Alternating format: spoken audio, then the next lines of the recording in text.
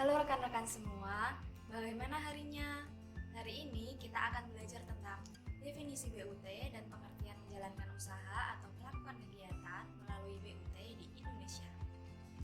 Sebelumnya, teman-teman pernah tahu nggak apa itu BUT? BUT atau bentuk usaha tetap yang dalam bahasa Inggris disebut dengan permanent establishment adalah bentuk usaha yang digunakan oleh orang pribadi sebagaimana dimaksud pada ayat 4 huruf A, B, dan C, dan badan sebagaimana dimaksud pada ayat 4 huruf D untuk menjalankan usaha atau melakukan kegiatan di Indonesia. Nah, bunyi ayat 4 sendiri adalah SPLN adalah orang pribadi yang tidak bertempat tinggal di Indonesia, WNA yang berada di Indonesia tidak lebih dari 183 hari dalam jangka waktu 12 bulan, WNI yang berada di luar Indonesia lebih dari 183 hari dalam jangka waktu 12 bulan, serta memenuhi persyaratan tempat tinggal, pusat kegiatan utama, tempat menjalankan kebiasaan, status subjek pajak, dan persyaratan tertentu lainnya. Yang ketentuan lebih lanjut mengenai persyaratan tersebut diatur dalam PMK, dan badan yang tidak didirikan dan tidak bertempat kedudukan di Indonesia, yang menjalankan usaha atau melakukan kegiatan melalui bentuk usaha tetap di Indonesia, atau yang menerima atau memperoleh penghasilan tidak dari menjalankan usaha atau melakukan kegiatan melalui BUT di Indonesia. Atau dapat kita simpulkan bahwa BUT adalah suatu bentuk usaha yang dipergunakan oleh orang pribadi yang tidak bertempat tinggal di Indonesia dan badan yang tidak didirikan dan tidak bertempat kedudukan di Indonesia kurang dari 183 hari dalam jangka waktu 12 bulan untuk menjalankan usaha atau melakukan kegiatan di Indonesia. Sekarang kita akan belajar bentuk usaha BUT agar tergambar lebih jelas ya. Bentuk usaha BUT itu dapat berupa tempat kedudukan manajemen, cabang perusahaan, kantor perwakilan, gedung kantor, pabrik, bengkel, gudang, ruang untuk promosi dan penjualan, pertambangan dan penggalian sumber alam, wilayah kerja pertambangan minyak dan gas bumi, perikanan, peternakan, pertanian, perkebunan, dan kehutanan. Nah, tempat usaha ini itu bersifat permanen untuk menjalankan usaha atau melakukan kegiatan di Indonesia. Contohnya adalah Bank HSBC cabang Jakarta yang merupakan cabang dari Bank HSBC di Inggris. Nah, penghentian aktivitas sementara seperti pemogokan buruh, iklim, dan kerusakan mesin itu tidak menyebabkan hilangnya keberadaan BUT. Bentuk usaha BUT selanjutnya adalah proyek konstruksi, instalasi, atau proyek perakitan. Proyek konstruksi yang dimaksud adalah proyek jalan dan proyek bangunan seperti yang dapat kita lihat pada gambar di samping ini. Lalu ada proyek jembatan, proyek penggalian, pemasangan kabel, dan lain-lain.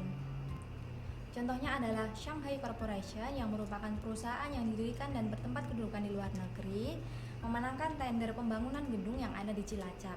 Nah, Shanghai Corporation ini itu mendirikan BUT di Indonesia untuk pembangunan gedung yang ada di Cilacap tersebut. Yang selanjutnya adalah pemberian jasa dalam bentuk apapun oleh pegawai atau orang lain sepanjang dilakukan lebih dari 60 hari dalam jangka waktu 12 bulan. Contohnya adalah New York Ltd yang memberikan jasa konsultasi kepada PT Abadi Jaya. Pemberian jasa konsultasi kurang dari 60 hari dalam jangka waktu 12 bulan itu tidak akan menyebabkan timbulnya BUT. Bentuk BUT yang selanjutnya adalah orang atau badan yang bertindak selaku agen yang kedudukannya tidak bebas. Keagenan yang dimaksud ini termasuk broker, perantara, atau semacamnya, baik yang dilakukan oleh orang pribadi maupun badan.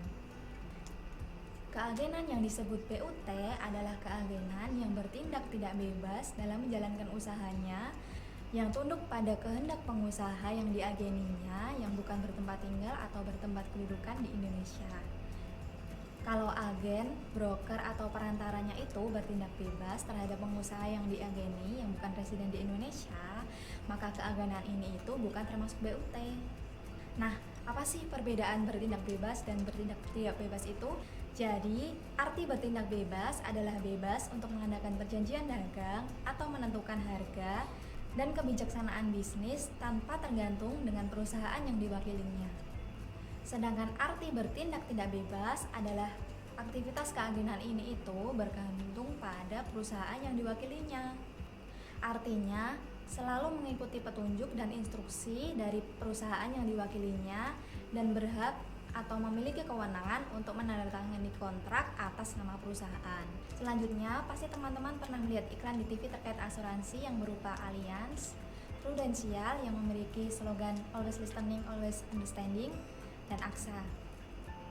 Nah, ini merupakan contoh dari PUT selanjutnya, yaitu agen atau pegawai dari perusahaan asuransi yang tidak didirikan dan tidak bertempat kedudukan di Indonesia yang menerima premi asuransi di Indonesia. Perusahaan asuransi ini dianggap mempunyai BUT di Indonesia jika menanggung resiko di Indonesia melalui perwakilan, agen, atau pegawainya di Indonesia. Menanggung resiko di Indonesia ini bukan berarti bahwa peristiwa yang mengakibatkan resiko ini terjadi di Indonesia, tetapi pihak yang tertanggung adalah pihak yang berada, bertempat tinggal, atau bertempat kedudukan di Indonesia. Bentuk usaha BUT yang terakhir adalah komputer, agen elektronik, ataupun peralatan otomatis yang disewa atau digunakan oleh penyelenggara transaksi elektronik untuk melakukan kegiatan usaha melalui internet. Contoh dari agen elektronik ini adalah mesin dan sistem ATM, mesin dan sistem EDC, dan mesin dan sistem barcode recognition. Nah, bagaimana? Sudah jelas kan mengenai apa itu BUT? Sekian video kali ini, terima kasih sudah menonton. Sampai jumpa di video berikutnya.